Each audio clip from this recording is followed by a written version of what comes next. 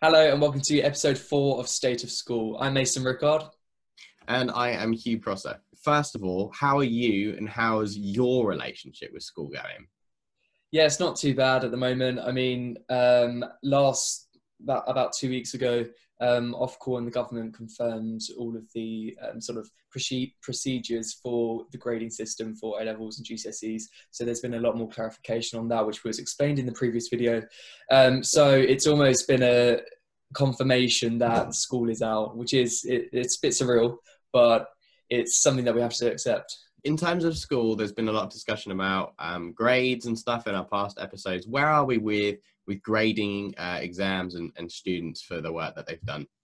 So the last episode explained how the grading system would work, how it will take in sort of a plethora of different calculations, very statistical, which raised a lot of questions on bias. But it did explain and put to bed some of the sort of fears which were going around, and sort of all the rumours. But at the moment, now that sort of died down and it's been confirmed slightly more, Ofcom have now launched a consultation regarding their methods for the examinations for both A-levels and GCSEs. So this was revealed on the 15th of April, and some of the questions which they want sort of inputs on range between sort of like the new exams in autumn, where if those people decide to take their exams, if they're not happy with the grades, all through to the idea of how can any of these issues of bias be addressed through a statistical adjustment process, because obviously this is just taking into account what teachers deduce to be sort of the correct grade for their students, which of course they are following strict procedures, for example, not being able to communicate with their students regarding the grades, but there still is some possibility and some potential for bias. Okay, so it seems like the whole bias topic has been brought to light a little more. Yeah. I know we've been actually speaking about how could that be a problem from day one. I think it's from episode 1 we started talking about that, and it's good that it is now a problem that's on the forefront of the discussion. So I think there's been a lot of focus, especially on A-level students, and a little on GCSE, and then the younger you get, the less they're in the news, essentially. And this might lead to a bit of confusion about the right information getting to the right students and equally the parents. Is the right information being received across all of the different years, or is it becoming a little bit fragmented in terms of each year group being told different things? Well, it seems, what seems to be the case is that GCSE and A-level students have received lots of information because they've almost been prioritised, which to an extent seems reasonable due to the fact that they are taking these life-changing exams for their futures and for their sort of further education and careers. But other years, sort of below year 11, they've sort of more received just this is the learning that you need to follow. The year which I'm particularly concerned about, which hasn't received much information at all, is year 12. They are supposed to be taking mock exams at the end of this summer, which will deduce their UCAS predicted grades, which will be sent off to universities, to their future employers. And that is major in terms of determining what universities they can choose, what future paths they can follow. And the lack of information as to what's happening with them is quite concerning. I've had lots of friends from year 12 who have expressed these concerns, and the ambiguity sort of makes it quite a lot more sort of concerning for them in particular. Yeah, I mean, I think when you're in your first year of A-levels, you're confused anyway. Yeah, so, it's so true. Pandemic or not, and there's a lot of new information to take on, so I can only feel for those thousands of students that are now even more confused than I was when I was in year 12. So this is the question that everybody's asking: when are schools going to reopen? Is there any information, any concrete information on when schools are going to open? Is it going to be gradual or all at once? Do you know anything on this? I mean, the solid answer to that is no, we do not know. And this was confirmed by Gavin Williamson on the 19th of April in his evening coronavirus briefing, which he chaired. He literally said that there will be no information. We don't know when schools are going to open as of yet. And this was sort of him trying to crush one of the rumours from the Sunday Times, which reported that schools may open on the 11th of May, which is quite soon. And I think he probably felt that it was his responsibility to make sure that this expectation isn't upheld. He did say that there should be 5 tests which must be done before the education establishments across the country could reopen. And this sort of includes stuff like a fall in the daily death rate from coronavirus, reliable data showing the same that the rate of infection was actually decreasing to a manageable level, and also being confident that any adjustments would not sort of risk a second peak from occurring. So it's all about making sure that health is put as a priority, which I think we can see pretty evidently. So I think schools will be definitely monitored quite closely, but I don't think it will be the 11th of May, which the Sunday Times have remarked to. No, I think that's maybe a little too soon. And I think that there's another thing that I've been hearing just through people in my life, parents, kids, all sorts, is that when the country does begin to sort of open up, there is going to be a percentage of people who are hesitant to let their kids go back to school. Have you heard anything on that? Has there been anything from the government in terms of how are they going to safely get kids back to school when it happens? Have they discussed anything like that? Nothing definitively at the moment, as far as I'm concerned, but I'm sure that is definitely on their minds, because even when the sort of lockdown happened, many people were eager to just get their kids out of school, even weeks prior to it, just as a precaution. But I mean, as it's worsened over time, it's definitely brought up fears of, especially to those households who, for example, live with their grandparents, those students who live with their grandparents, those people who are more vulnerable. And even if the peak is declining, there still would be cases. So I think there needs to be a sense of security, like delivered from the government, sort of a message of safety, and making sure that they have full confidence that it won't increase the risk of this spread from worsening again. Yeah, and I think we might actually have, so when the lockdown happened, we had this problem where parents were actually at home before their kids were. And that's what triggered the parents to be like, hang on, if I'm not allowed to go to work, why am I sending my kids to school? And I think the media did pick that up and blast that pretty loud, that the parents were actually being prioritized more than kids. And there's no point the parents staying at home if their kids are going to school and mixing and bringing back possibly the virus into maybe even a vulnerable household. When we go back, there's going to be a point where you either have parents at work before the kids, or the kids at school before the parents. And if the parents have to go back to work before the schools reopen, which is likely for some people. I mean, we have key workers now that are at work. But it could possibly, and this is just an idea, but it could possibly open up a huge problem in terms of childcare for younger kids, where the parents have to work to make money. They're not furloughed anymore, but their kids aren't at school. So I'm really interested to figure out how, see how that works out for both schools, kids, and and also the parents, I suppose. Definitely. There needs to be sort of a mutual sort of agreement with regards to them, sort of both parents going to work and children going back to school sort of at the same time, because otherwise it will bring up dilemmas with regards to the childcare. Yeah, absolutely. And in terms of homeschooling, so a lot of kids are being homeschooled by the parents at the moment. What sort of pressure are they under in a homeschool environment?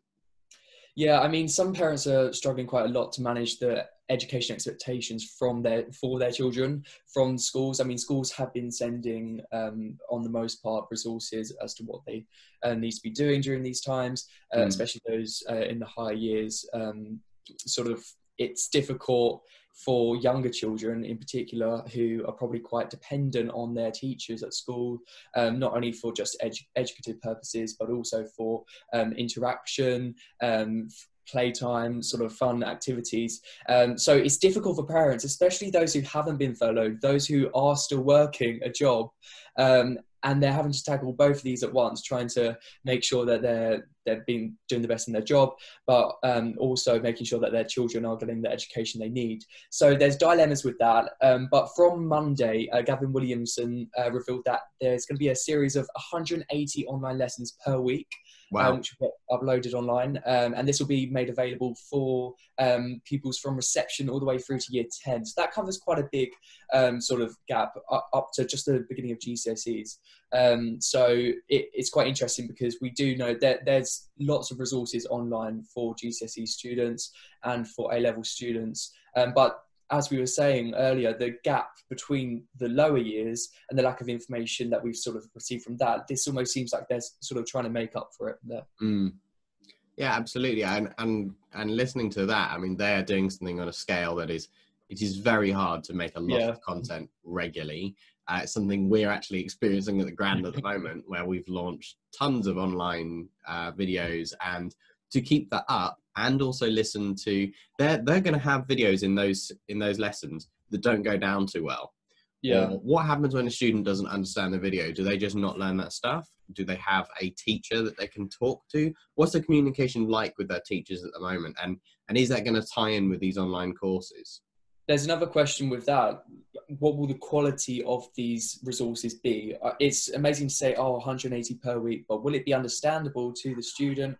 Will it be understandable to different sort of intelligence of students? I mean, obviously at secondary schools, there's typically different sets for different subjects. How are they going to break that down? I think the communication between teachers and students at the moment has been quite good. Probably variable between different schools, but for the most part, I think teachers are making sure that they're monitoring students and how they're doing, probably mainly by the work they've received from the students.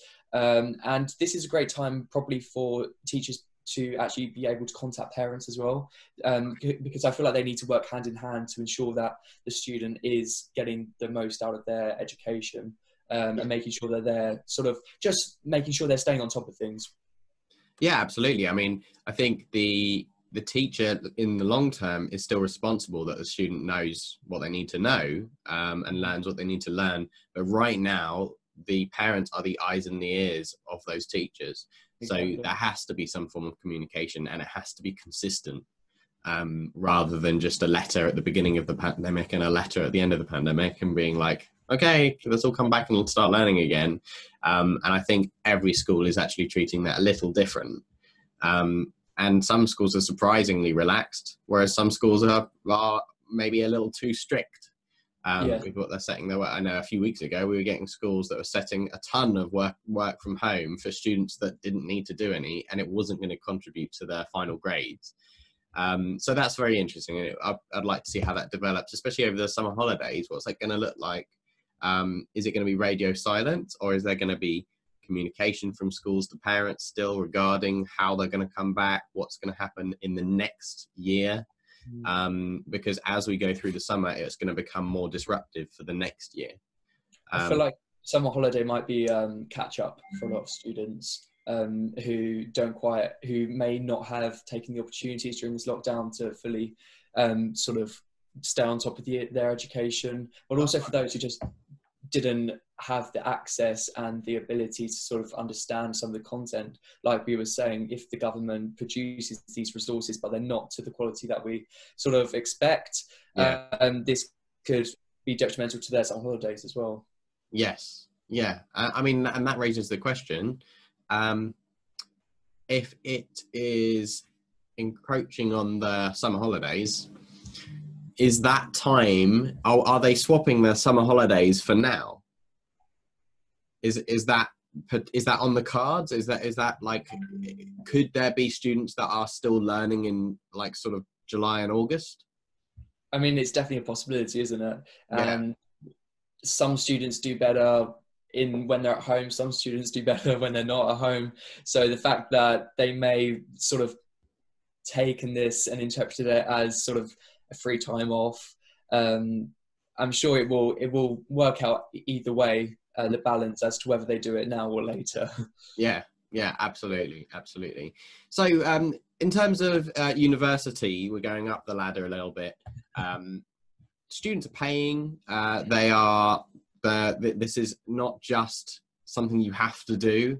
When you get to the university age, there's a certain expectation. You're getting into thousands of pounds worth of debt to be there, and crucially to be there, and nobody is there at the moment. So how has university life changed for students? And maybe if I could add a little bit onto that, is how are universities planning on going forward in terms of the money side of things?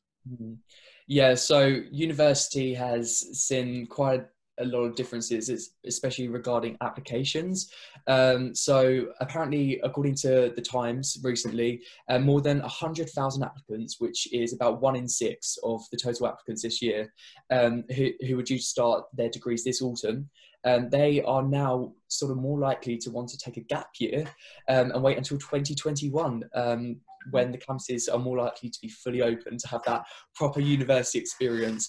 And this could potentially relieve pressure from universities with regards to sort of capacity and how they give offers out to students, but it could also be quite detrimental economically to them. I mean, the fact that 47%, that there might be a 47% decrease in international student enrolments in the next academic year, this could cost the sector £1.5 billion, which could be detrimental towards their funding, towards their staffing.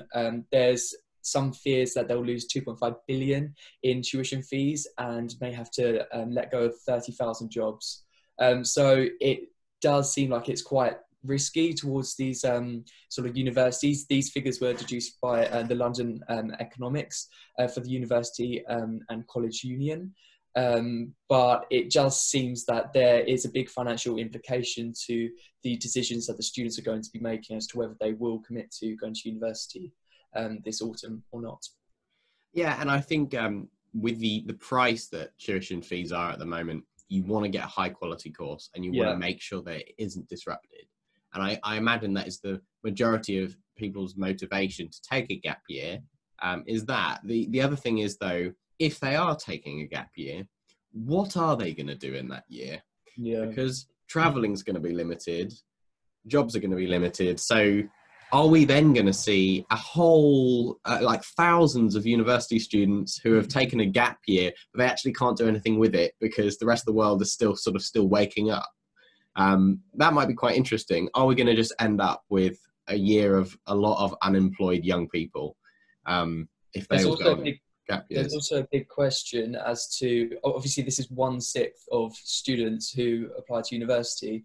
Imagine the year after when you have the same amount plus that extra 6th. So capacity will increase so much, a demand for it will, but will capacity be there? That's the question for that. Yes, and I think that's a good point, and that kind of comes on to my final question for you, which is, we know that the world is going to leave this crazy chaos at the moment, and we're all going to come out of it, and private industry is going to have their problems, but specifically universities will need to recover from this because they're still going to be needed. Ironically, a lot of universities are the ones doing the research into the virus at the moment. And I know that there's been some talk of the government may need to provide significant financial help to universities to get them through this. Do you think they have the ability to recover on their own, or do you think it's going to need government help and funding? I think it's definitely going to need government help and funding. One of the fears is that they could potentially increase tuition fees. I mean, they're already at £9,250, which is a lot for young people to afford. It puts loads of young people in debt. And that was one of the things I was thinking about the other day. I mean, I've just received my student finance sort of granting and funding, and just looking at the figures, it's just incredible how much I'm going to have to pay back. And just the fact that it could potentially increase, I don't know what caps they have on it, but I'm sure if the government need to, they have the power to, and if they do, that would cause a lot of arguments, a lot of unhappy students.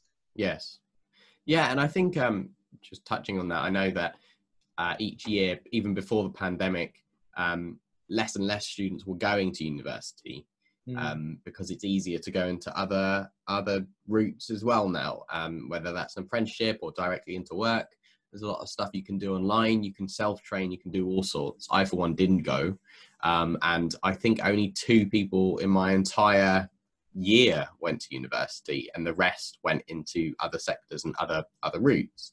Do you think a decrease in tuition fees could actually encourage more students to go to universities and therefore essentially bail the universities out after this pandemic?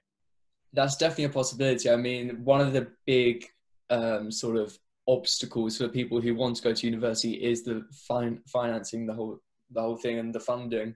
If there is a decrease, that could lead to a huge surge of people who attend university. But the issue with that is that capacity and the demand. So that universities only have a set capacity of students that they can take regardless.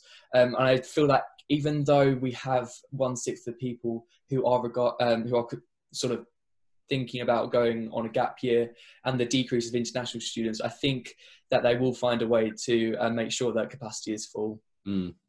Yes, absolutely. And I actually think that they don't have a choice at this point. It's true, yeah. They've got to recover from this, and the quickest way to do that is to fill up their classrooms and lecture halls. It's so true. That's it. So I think we'll leave it there for today, Mason. Thank you very much for watching, everybody. Thank you, guys. Take care, and we'll see you next time.